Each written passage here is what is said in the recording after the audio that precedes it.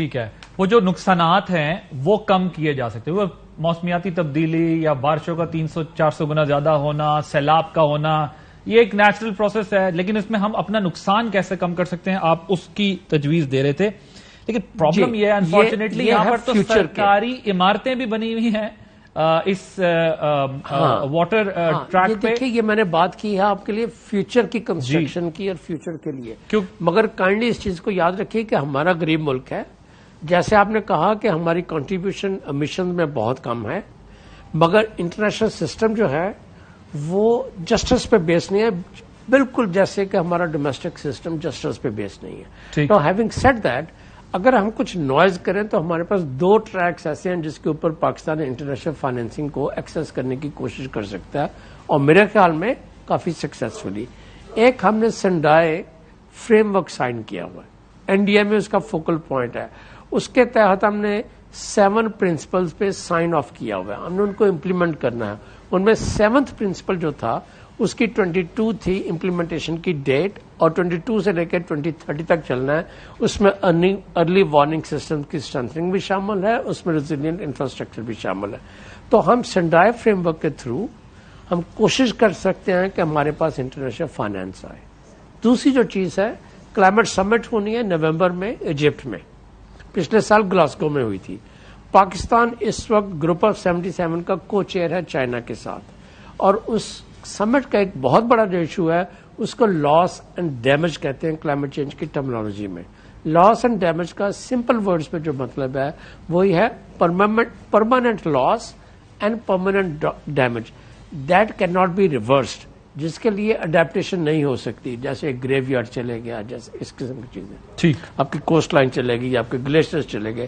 اس کے لیے ہم فائنینسنگ ونڈوز بنانے کی کوشش کر رہے ہیں. گلوبلی بہت زیادہ اس کی لابنگ ہو رہی ہے، پورے ڈیولپنگ کنٹریز جن کو گلوبل ساؤتھ کہتے ہیں اس چیز پہ اکٹھے ہو رہے ہیں.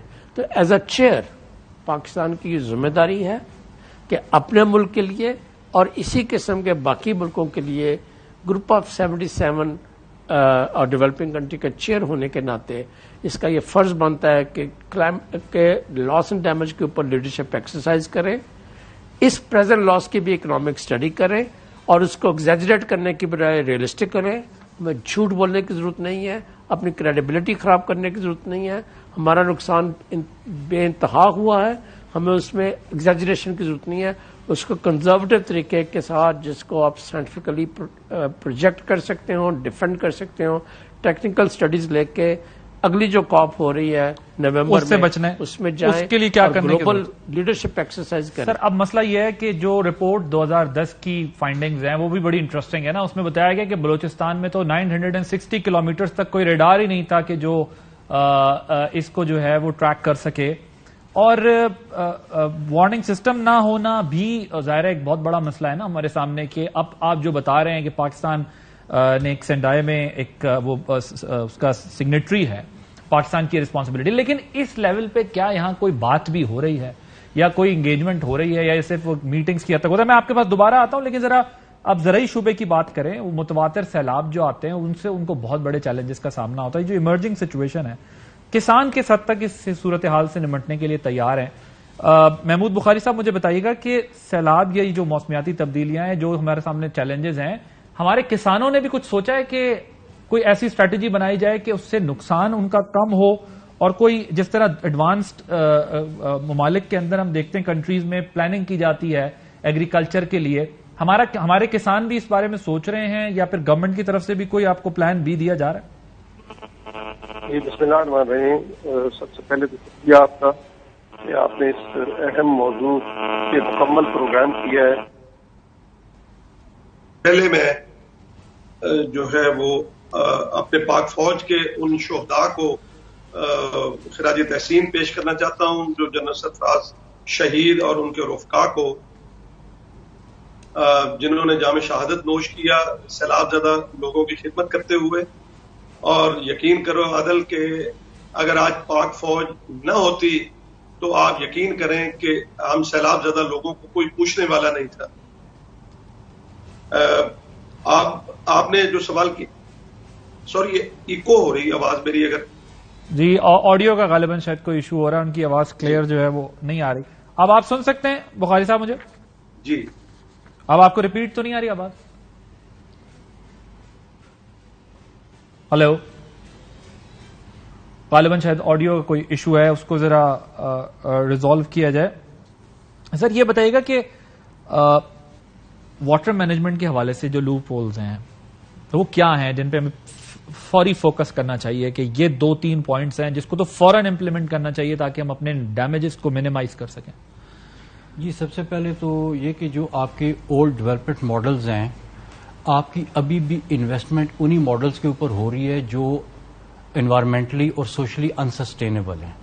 تو فرسٹ اینڈ فارموسٹ ہمیں یہ آئیڈینٹیفائی کرنا چاہیے کہ جو ہماری انویسٹمنٹ پرائیورٹیز ہیں وہ کس طرف جا رہی ہیں اور کس طرف جانی چاہیے.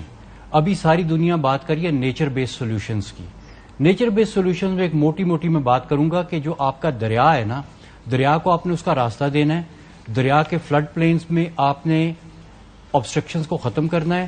دریا جتنا پھیلنا چاہتا ہے آپ نے اس کو اتنا راستہ دینا ہے پھیلنے کے لیے. اب یہ کہ دریا کبھی کبھی بہت زیادہ پھیل جاتا ہے، آبادیوں کے قریب آ جاتا ہے، آبادیوں کے بیچ میں بھی آ جاتا ہے. اب اس کے لیے طریقہ کیا ہے؟ پہلے ہم کیا کرتے تھے کہ یہ آپ کا دریا چل رہا ہے، اس کے ساتھ بند بنا دو، اس کے دونوں طرف بند بنا دو تاکہ دریا پھیل نہ سکے، اور پھر ہم ادھر رہنا شروع کر دیتے تھے. اب ماڈرن ورلڈ میں کیا ہوتا ہے؟ وہ کہتے ہیں دریا کے سائڈ کا بند کھول دو، پانی کو پھیلنے دو. اب ادھر لوگ بیٹھے ہوئے ہیں، لوگوں کے گھر ہیں، اسکول ہیں، سارا کچھ ہے. وہ پھر صرف ان کمیونٹیز کو پروٹیکٹ کرتے ہیں. اس کا طریقہ کیا ہے؟ سمپل طریقہ ہے. ہمیں اس کے لیے کوئی بہت انٹرنیشنل فائنینسنگ کی ضرورت نہیں ہے، ہمیں کوئی اس طرح کے انٹرنیشنل کنسلٹنٹس کی ضرورت نہیں ہے. کامن سینس کے ساتھ یونین کونسل کے لوگ بھی یہ کام کر سکتے ہیں. ابھی مثلا یہ جگہ ہے، اس کے گرد آپ نے اس طرح سے بجائے کہ آپ دریا کے گرد بند بنائیں، آپ اس کے ارد گرد ایک بند بنا دیتے ہیں. جب پانی آئے گا تو اس کے چاروں طرف پانی آ جائے گا لیکن لوگوں کے گھروں میں نہیں آئے گا. اسی طرح سے ان جگہوں کے بیچ میں آپ ہائی گراؤنڈز کریٹ کرتے ہیں. ایک چبوترا آپ نے بنا دیا، ٹھیک ہے، 2 ایکڑ کا آپ نے چبوترا بنا دیا.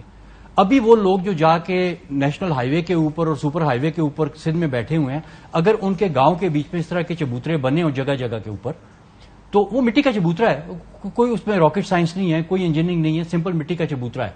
اس کے اوپر لوگ جا کے بیٹھ سکتے ہیں. پھر جو آپ کی کمیونٹی بلڈنگز ہوتی ہیں، جس طرح سکولز ہو گئے، کالجز ہو گئے، ٹاؤن ہالز ہو گئے، اسپورٹس اریناز ہو گئے، ان کی فلڈ پروٹیکشن کی جاتی ہے. یا تو وہ ہائی گراؤنڈ پہ بنائے جاتے ہیں اور اگر بنے ہوئے ہیں تو ان کو پروٹیکٹ کر دیا جاتا ہے. اور فلڈ مینجمنٹ اس طرح سے ہوتی ہے کہ آپ نے کمیونٹی کے ساتھ بہت زیادہ کوآرڈینیٹ کرنا ہوتا ہے. کمیونٹی کی آپ نے کیپیسٹی بلڈنگ کرنی ہوتی ہے. کمیونٹی کے ہر گھر کو، ہر ریزیڈنٹ کو پتا ہوتا ہے کہ وہ فلڈ وارننگ کے کون سے زون میں آ رہا ہے اور وارننگ کے کون سا لیول. بٹ ایسی کوئی جیولوجیکل میپنگ ہمارے یہاں ہوئی بھی ہے؟ دیکھیے ہو سکتی ہے، کیوں نہیں ہو سکتی؟ یہ تو کوئی اتنے مطلب ہے کہ یہ تو اگلے سال سے پہلے ہم یہ کام کر سکتے ہیں، اگلے مونسون سے پہلے. یہ تو مطلب چند ایک مہینے کا کام ہے کہ آپ نے لوگوں کو بتانا ہے کہ بھئی تم گلی نمبر 6 کے مکان نمبر 7 میں رہتے ہو، تو جب تمہیں وارننگ نمبر 2 ملے گی تو تم نے اس کو چھوڑ کے اسکول نمبر 9 کے کمرہ نمبر 10 میں جانا ہے، وہ تمہاری فیملی کی جگہ ہے. اور اسی اسکول کے بیچ میں پرنسپل کا آفس جو ہے وہ فلڈ کنٹرول سینٹر ہے، مالی بابے کا کمرہ جو ہے وہ راشن سٹور ہے، کمرہ نمبر 20 جو ہے وہ کچن بن گیا ہے اور پوری کمیونٹی وہاں پہ آ گئی ہے. اسی کے بیچ میں جو والی بال کا گراؤنڈ ہے وہاں پہ مرغیوں کے ڈربے رکھ دیے گئے ہیں، اور جو فٹ بال کا گراؤنڈ ہے وہاں پہ گائے اور بھینس باندھ دی گئی ہے. اور اس کے